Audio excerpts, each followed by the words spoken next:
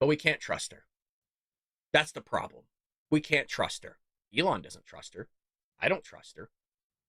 Oh, I mean, hell, a lot. I mean, I think honestly, truthfully, even Democrats don't really trust her, and we know that because there's Democrats that live in North Carolina here, and nobody's going to help them. Well, except Trump. Trump's trying, man. But what do you expect from a guy that's sitting there? Doesn't have the full weight of the government behind him. Can't blame him. North Carolina are frustrated with the federal government's response in the wake of Hurricane. Is it Helene? I think I was saying Helen before. Which has already taken the lives of more than 220 people. Just sheer devastation. Just devastation. So we got a bunch of clips here from it. And, you know, if you vote Democrat, man, that's just, you know, now you're shooting yourself in the foot. You're kicking your own ass. Asheville, among the hardest hit tonight, remains largely cut off from relief, frustrating residents. Nobody's going to help us. I mean, I don't know what we're going to do. Do you have any faith in the federal response here? No. This other one is rough. This one comes from I Meme, Therefore I Am. It says Hurricane Helen victim slams the local and federal government. So here's that clip. It's a little bit long. We're not going to watch the whole thing. It's 10 minutes, but let's check it out. Just south of Asheville, and I still have no power and no water. I have occasional cell signal, and I've got my Starlink. I wanted to take a few moments to discuss some things that I've seen online and through the press that I find bothersome, because my experience here on the ground is different than the experience that's being espoused by our leaders. Immediately after the storm, I was able to use my cell phone. I have one of those. And it told me that there were open routes out of the Asheville area all the way to Charlotte. Monday, I was able to drive down to South Carolina just fine, thank you very much. I was able to gas up and get some food. On Saturday, I was able to get into Asheville. I have a two-wheel drive vehicle. I do not possess helicopters or giant military bulldozers or bridge layers, just a two-wheel drive vehicle, and I got into Asheville. It took me 6 hours. I had to care because I was going in to help people. I'm not quite sure how a government that has the biggest military on the planet can't figure it out. I'm not quite sure. Well, again, it goes on, and he goes and makes basically all the same points we do. And I can tell you, even though we have the greatest military, again, you need a leader that's coherent and knows how to use his brain or her brain and actually do things correctly. But I mean, after that Afghanistan botch, that terrible pullout, I mean, that shows you and tells you everything you need to know. They don't have a damn clue on how to do anything. They probably don't even know how to balance their own damn checkbook. So here's another resident saying, I feel a sense of abandonment from the Biden-Harris administration. Yeah, this is what happens when you vote Democrat. You get abandoned and you get replaced by other people that aren't citizens of your own country. I heard that Biden was just going to be, flying around. It kind of just made us feel like, as our president, where is that like guidance where you're supposed to be kind of here helping us with this, and just almost like it's like almost a sense of abandonment, and like I said, it's mainly just the community coming together and helping each other out with all of it. What's the question we always ask everybody that does an interview? What should the number one question always be? Who did you vote for? I want to hear it.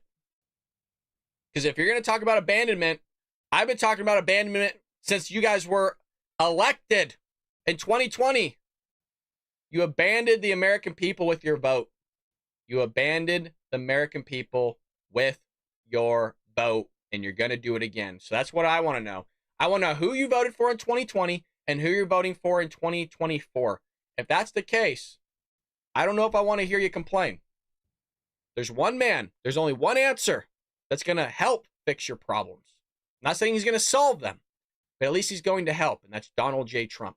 To the entire state of North Carolina and Tennessee is a nothing short of just plain awful. Like, I do not physically have the words for it, because if you don't know, we have not heard from my aunt since Friday because of Hurricane Helene, and there is no government. It's small government offices mainly run by civilians. Because you want to know what's happening right now in North Carolina and Tennessee?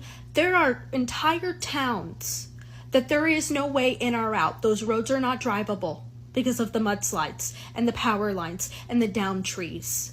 There are doctors right now physically walking across that because their cars can't get through to go help Don't tell Karine Jean-Pierre that. She doesn't even believe that there's illegal aliens walking across the border. these people, to go check on these people. There's a mudslide by my aunt's house because she lives on a mountain. She lives in the middle of it. There are currently civilians digging that mudslide out with their bare fucking hands. That's what's happening right now. Now, who and what do we ask? Exactly, Cece. Who did you vote for? Now, this isn't an interview, right? This was just looked like a TikTok post, which, by the way, we're back on TikTok, folks. I made my profile public again. Go over and follow me on TikTok. Link is in the description. Check it out. We got a lot of goodies there for you. She's not wrong. I'm always curious on who these people sat there and voted for in 2016 and 2020, because we said all this was going to happen. That's the issue here. It's one thing if I was like, oh, yeah, this really caught me off guard. It doesn't. It doesn't. It's terrible. I'm pissed about it. I'm doing my whole show. I'm not saying, this is not one of those things where I say, well, because you voted for Joe Biden, you got what was coming to you. That's not what I'm saying. I want to see if you have the thinking and the brain power to go, I screwed up. This person doesn't have my back, which is what Republicans have been saying. They're not putting Americans first. And that, you know what? I think there's another guy who I didn't like very much. I may not like the things that he says, but I love the things that he does. Donald J. Trump, and he has my vote. But no, they're just going to come and complain. I want to know in those videos, who are you voting for? If you expect them to go and give you help and you're not seeing it, then why do you expect them, when you vote for them, to all of a sudden go give you help in a matter of, I don't know, what, 2-3 months? Well, a whistleblower's come out and accused FEMA of misappropriating funds, leaving first responders without orders. Uh-oh, because that's going against what's being said. Federal, state, and local emergency management whistleblowers slammed the FEMA on Friday in the wake of Hurricane Helene's disastrous effects on the Southeast, which has affected our patriots in here, by the way. There's patriots in the chat that are affected by this, just to let you know. In a letter to Homeland Security Secretary Alejandro Mayorkas, who's just terrible, he's a nut job, Representative Matt Gaetz wrote that whistleblowers have come forward accusing FEMA, which falls under the Department of Homeland Security, of misappropriating taxpayer dollars and leaving first responders on the ground with no orders while Americans struggle to get help in North Carolina, South Carolina, Georgia, Florida, Tennessee. But they're coming out saying this isn't happening, you guys. Oh, yeah, no. I mean, Karine Jean-Pierre was just questioned on it the other day. Yeah, here it is right here. Yeah. Oh, it's not real. None of this is real, folks. None of this is real. It's just categorically false. It is not true. It is a false statement. No, Biden did not take FEMA relief money to use on migrants. Funding is also available through FEMA's Emergency Food and Shelter Program to eligible local governments and non-for-profit organizations upon request to support humanitarian relief for migrants. Huh. Gotcha, Karine. Okay. No, that makes a lot of sense. A lot of sense. And so here's the other receipts of that. Karine Jean-Pierre falsely claims FEMA is not funding migrant resettlement amid Hurricane Helene. Yeah. Sure. I think my computer's about to blow up, just to let you guys know. And that's why the site crashed. So while House Republicans... Press Secretary falsely claims during a press briefing that Federal Emergency Management Agency, FEMA, funds have not been used to house illegal aliens after administration officials said that the agency lacked adequate funds for the remainder of the hurricane season. Oh, but here's the thing. When asked if FEMA funding is being used to house illegal immigrants, she denied it. She said it's categorically false and a false statement. But FEMA openly states that its funding has been used to house illegal immigrants who have entered the United States under the Biden administration. Oh, so just more lies. Oh, goody. Nothing to see here. No problem. Nothing to worry about. We're just going to take care of everybody else other than, I don't know, actual Americans. And you're going to get left behind, Democrats. You will be left behind. They don't care about you. They haven't cared about you for a long time. They're going to continue not to care about you. And for some ungodly reason, Democrats think I don't know what it is, that they think that somehow Kamala Harris, Joe Biden, Tim Walz is going to wake up and solve all their issues. They can't even solve a natural disaster. Can you imagine if there was a World War III? Can you imagine if there was all-out war in the Middle East? And these are the people that are going to run the show? We could probably have a World War III, and rather than sitting there and building munitions for ourselves to use in war, the Democrats would probably build munitions and give it to the enemy to fight against American troops. That's what they're doing with our money.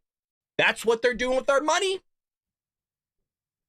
So why should I expect anything different? Now, it's outlandish. I understand that. I don't think that would actually happen, because you have to say stuff like that, right? 'Cause how could he say that? He's so serious. It's Democrats, listen carefully. It's called the Bald Brad Show, you idiots. You think I take myself that seriously? I wear the same shirts, the same hat. You think we really take ourselves that seriously here? It's called the Bald Brad Show. If I want to be taken seriously, I call it the Brad Roberts Show. Okay? There's a little bit of satire and satirical and funness that happens. I know Democrats don't know fun. I know they don't know comedy. They don't like it very much. They're too sensitive nowadays. So while FEMA has diverted funds to house illegal aliens who have entered the United States under the Biden administration, Department of Homeland Security Secretary Alejandro Mayorkas said FEMA doesn't even do this. It doesn't have enough funds to sustain operations around hurricane season. There's another hurricane heading towards Florida. Well, here's Tom Cotton.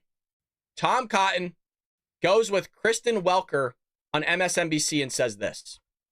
My broader question to you, I think, is about this misinformation. Do you think this is a time to put falsehoods aside, like the idea that FEMA funds are being redirected to migrants, which is just not true? Well, it is true. Not true. Well, just not true. Which is just not true. Which is just not true. Well, it is true that FEMA and the Department of Homeland Security have been spending billions of dollars on migrants. Now, I understand some people say they're separate funds, but we just passed a short-term spending bill. It's very common for the administration to come and ask for permission to move money between funds, especially to prepare for emergencies. And second, I would note that this administration seems to have no problem finding money when they want to spend it on their priorities. When they need hundreds of billions of dollars to pay off student loans for graduate students in gender studies programs, they somehow find it. When it's trying to get helicopters to deliver food and water and cellular service and life-saving medicine into these mountain valleys, they somehow can't seem to find the money.